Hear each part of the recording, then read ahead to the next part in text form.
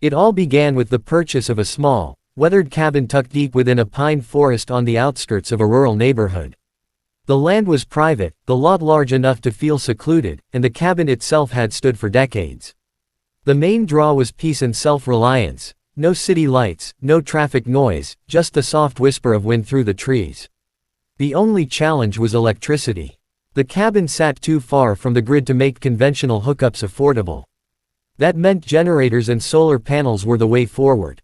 The generator, though old, was robust, custom wired with safeguards by the previous owner. It had been designed to deter theft, because out here, opportunistic neighbors and nosy passers-by had a habit of borrowing things that weren't theirs. The deterrent was simple. Anyone tampering with the generator without proper grounding and switches would receive a sharp, unforgettable jolt. It seemed like overkill at first, but soon enough, that safeguard would prove more valuable than expected. Because the moment the new owner moved in, the trouble started. The neighborhood, though rural, was still under the thumb of a homeowners association. The HOA president was a woman who carried herself with a stiff spine and a sharper tongue. She became known immediately as Karen, though her actual name hardly mattered, because her reputation matched the stereotype to perfection. She believed her authority extended far beyond the HOA's boundaries. Even though the cabin technically sat just outside official HOA jurisdiction, Karen insisted that all properties in her community must abide by her rules. Within a week of moving in, notes appeared on the cabin door, handwritten but venomous. They demanded conformity, repaint the exterior to approved neutral tones, remove the woodpile that attracted pests, and most absurd of all, dismantle the generator because such unsightly machines lowered neighborhood property values. These demands were ignored. The generator remained, chugging along reliably whenever needed. But Karen was not a woman accustomed to being ignored. Her campaign escalated. First, she began patrolling the property line, marching up and down in broad daylight as if measuring boundaries she had no claim over. Then came the uninvited visits, her SUV rolling up the gravel driveway unannounced, idling ominously before retreating. Finally, she escalated to confrontation, shouting across the fence line about community standards and unlawful behavior. And then, without warning, she changed tactics. One morning, the generator sputtered strangely, as though drained. The lights inside the cabin dimmed to nothing. Venturing outside revealed the truth. The thick orange extension cord leading from the generator had been tampered with. It had been carefully unhooked and rerouted, snaking off into the trees where it disappeared into the direction of Karen's pristine suburban home at the edge of the woods. Karen had stolen the cabin's power. At first, disbelief hung heavier than anger. Who in their right mind would march onto private property, tamper with machinery they didn't understand, and run it across several yards just to save themselves a utility bill? Yet the evidence was undeniable. The cord stretched brazenly through the underbrush, making no attempt at concealment. The generator had safeguards, though.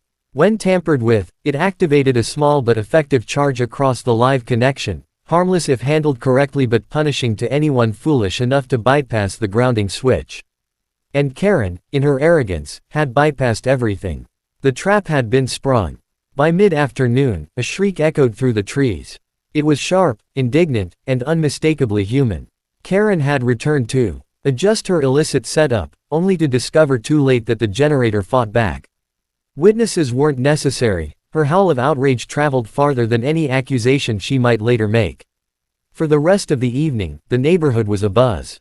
Residents whispered, curious about the strange story Karen spread. According to her, the cabin owner had booby-trapped the generator maliciously, with the sole intention of harming her. She limped dramatically, waving her arm as though electrocuted into permanent injury. Yet even as she complained, her story faltered under its own weight. Few neighbors could ignore the glaring fact that she had no business near the generator in the first place. Still, Karen doubled down. She promised revenge, muttering about lawsuits, city inspectors, and community codes. She swore the cabin owner would regret harboring illegal equipment. But beneath her bluster, fear lingered. She had learned the generator was no easy target. For a brief time, things quieted. The generator purred undisturbed, the cabin lights steady once more. But the calm was deceptive. Because if there was one thing certain about Karen, it was that she never conceded defeat. Her next move would be bolder, more reckless, and far more dangerous. The aftermath of Karen's first encounter with the generator should have been the end of the ordeal. Any reasonable person would have recognized the mistake, retreated in embarrassment, and sworn never to touch what wasn't theirs again. But Karen was not reasonable. If anything, the sting of humiliation fueled her determination. For the next few days, she adopted a performative victimhood. Neighbors noticed her strolling the cul-de-sac with exaggerated movements, clutching her arm as if permanently damaged. She recounted her version of the story loudly, ensuring everyone within earshot knew she had been attacked by a rigged death machine. She painted herself as the brave HOA president who had merely been investigating code violations for the good of the community. The fact that she had been caught stealing electricity was conveniently erased from her narrative. Despite her efforts, skepticism brewed. The residents were not blind to her reputation. Many remembered past grievances, fines over lawn decorations, threats about fence heights, tirades over garbage bins left on the curb for a few minutes too long. Some rolled their eyes, tired of her theatrics. Others quietly sympathized with the cabin owner, silently pleased that someone had finally stood up to her overreach. But Karen didn't care about whispers. She cared about winning. The first escalation came in the form of paperwork. A thick envelope appeared on the cabin porch, stamped with HOA letterhead. Inside was a laundry list of alleged violations: unapproved structures, unsanctioned machinery, failure to pay association dues. It was absurd on its face. The cabin sat outside HOA jurisdiction, beyond their official authority. Still, Karen wielded her stationery like a weapon, hoping intimidation alone might succeed where trespassing had failed. The letter was ignored, but Karen was not finished. Her second escalation was subtler. One evening, the generator sputtered again. The owner investigated and found fresh tool marks on the panel, as though someone had tried, and failed, to pry their way into the wiring. The security deterrent had done its job once more, leaving scorch marks across the tampered latch. Whoever had meddled with it hadn't stuck around long enough to finish the job. The extension cord left behind in the dirt was all the evidence needed to point suspicion directly back to her. It was becoming a pattern. But Karen thrived on escalation. If she couldn't seize the generator quietly, she would attempt to dismantle it publicly. She called a special HOA meeting.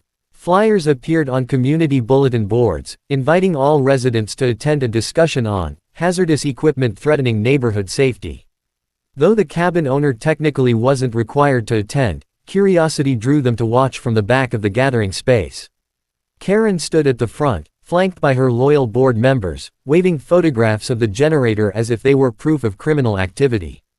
She described it as a ticking time bomb that endangered children and property values. She claimed she had suffered a grievous injury from its unlawful modifications. Gasps and murmurs rippled through the crowd, though not all were convinced.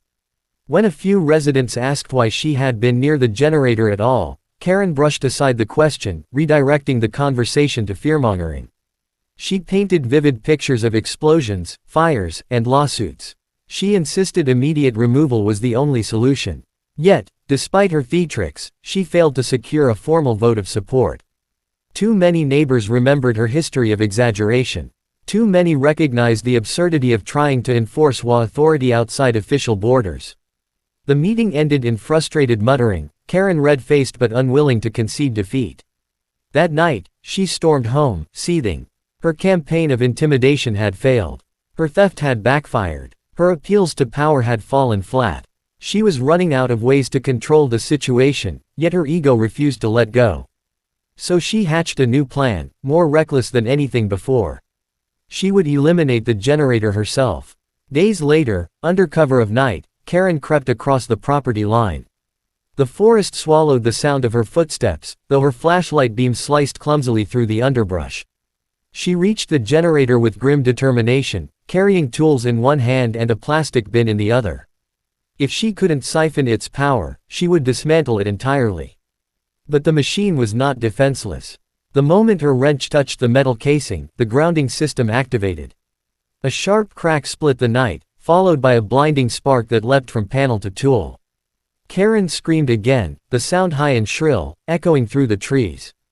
This time, she dropped to the ground, flailing in the dirt as her flashlight spun wildly. The cabin lights flickered on.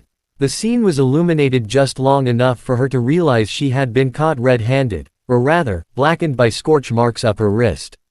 She scrambled to her feet and bolted, abandoning tools, bin, and dignity alike. By the time she reached her SUV, she was panting and disheveled, but still muttering threats into the night air. The generator hummed peacefully behind her, unbothered, untouched, and victorious. Word of her second misadventure spread quickly. Neighbors discovered the discarded tools and laughed about the scorch marks across the dirt. They shook their heads, amused and exasperated by her persistence. But Karen wasn't laughing. Her pride had been burned along with her hand. She vowed revenge, real revenge this time. And her next move would not be in secret. She intended to bring authorities into the fight, to twist the narrative until the cabin owner was the villain, and she the triumphant enforcer of community safety. The stage was set for the final confrontation. Karen's obsession had reached a breaking point. Twice she had attempted to seize control of the generator, and twice she had been humbled by it, shocked, scorched, and exposed for trespassing. Yet instead of retreating, she only doubled down. Her ego demanded retribution, and she decided the only way to win was to escalate beyond her own reach. She began parading through the neighborhood with renewed vigor, telling anyone who would listen that she had been attacked with an electrified weapon. She claimed the cabin owner was a menace, someone dangerous and reckless, who cared nothing for the safety of others. Each time she told the story, the details grew more dramatic. In one version, she had been knocked unconscious for hours. In another, she had narrowly avoided death. She waved her bandaged hand as if it were proof of a violent crime rather than her own failed sabotage. But words were no longer enough for her. She made phone calls, first to the HOA board, then to local authorities, and finally to anyone in a government office who might listen. She filed reports, drafted complaints, and demanded inspections. She was relentless, a whirlwind of accusations and paperwork. Eventually, her persistence paid off. One quiet afternoon, a county inspector arrived at the cabin, clipboard in hand, wearing the neutral expression of someone dragged into drama not of their making. He explained that allegations had been made about hazardous equipment, potential code violations, and unsafe wiring. Though polite, his eyes betrayed a weariness, as if he already suspected the truth. He had been sent on a wild goose chase. The inspection was thorough. The generator, despite its age, was entirely up to code. The safety modifications were legal and properly documented. The inspector noted the trespass marks on the casing, the evidence of tampering, and the discarded tools still rusting nearby. By the end of his evaluation, he concluded that the generator posed no danger when operated as intended. The only danger came from unauthorized interference. The report was written, filed, and finalized. On paper, the cabin owner was cleared of wrongdoing. The case was closed before it could even begin. But Karen was not satisfied. When the inspector's findings spread through the community, she exploded. Her credibility crumbled as neighbors laughed at her exaggerated stories.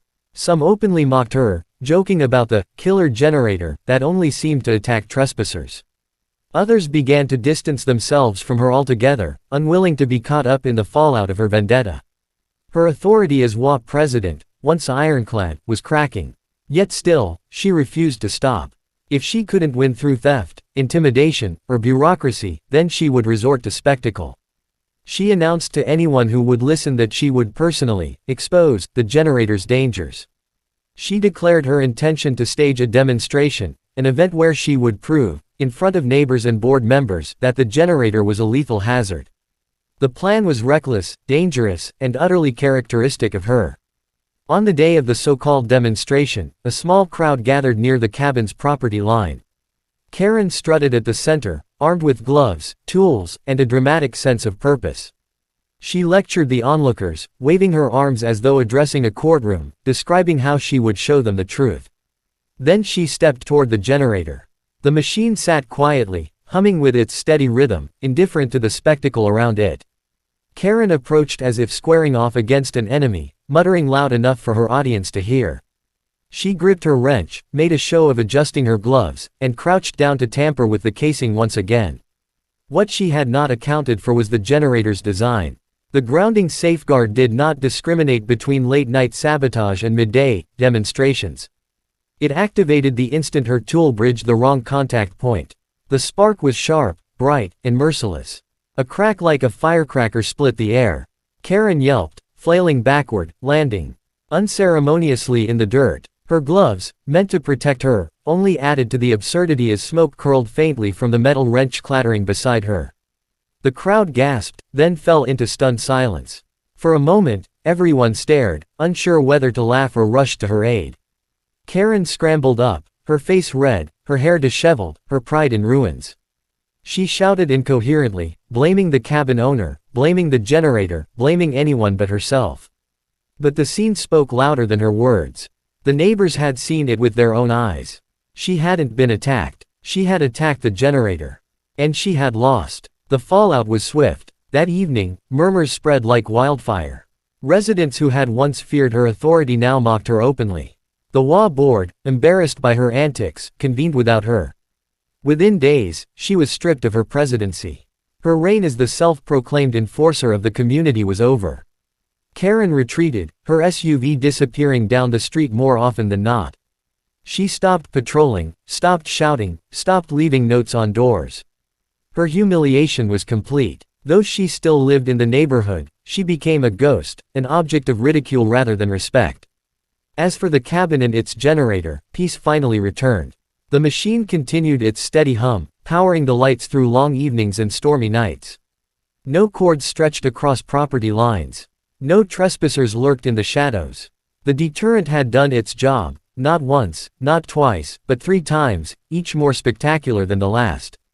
The story of Karen and the generator became neighborhood legend.